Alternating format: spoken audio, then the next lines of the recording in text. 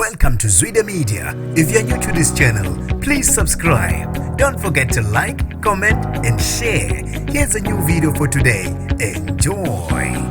Zebekhalelwe ngamasongo kasigonyele abasolwa ababili abasolwa ngokubulala abantu abang-18 eLusikisiki emavikini amabili edlule. Nginibingelele nginamukele ezindabeni zezwide-media. Igama lami ngusibonga konke wakandwande Mothanda, ungangibiza intatheli ka-YouTube. Amaphoyisa asebophe abanye abasolwa ababili abathinteke ekubulaweni kwabantu abang-18 eLusikisiki e-Eastern Cape. Lokubulawa kwenqwaba yabantu kwashiya abantu abaningi bemangele kakhulu, kanti-ke kungekudala kuboshwe abanye abathathu. Sekuphinde kwatholakala laba ababili. Laba ababoshiwe baboshelwe Flagstaff, kuphindwe kwathola unqwaba yezibhamu okubalwa ama-AK-47 amathathu kanye ne-243 Sterling rifle.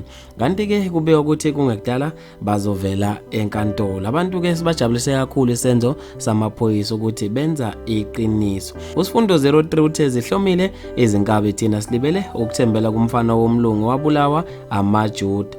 Ukhwezi Gabela uthe izihlobo nemndeni ibona abanesandla ekushoneni kwabo. Kuyacaca ukuthi bebethunyiwe. Ababulali kuhlezi kuyimndeni nezihlobo zasegcekeni sekubanjwe 7 okwamanje. Ulindo Makoti uthe lezigebengu zase-Eastern Cape azidubuli kuqala uma zibona amaphoyisa zithobela umthetho, azifani nezala KwaZulu-Natal ezivesane nje zidubule kuqala uma zibona amaphoyisa. Uthe ePhoselep uthe labantu bazithathaphi izibhamu ezinje. UThulani Vusumuzi uthe cha labantu bebehlome beyizingovolo phela, uma uphethe ama-AK-47 uphethe isibhamu sangampela. ULungisani Kumba uthe uNkulunkulu muhle ngampela ababhekane nengalo yomthetho. Bafethu maningi kakhulu ama-comment, ngizofisa mina ukuze ukuphala kwakho khona lapha kwi-comment section ngalo lolu daba.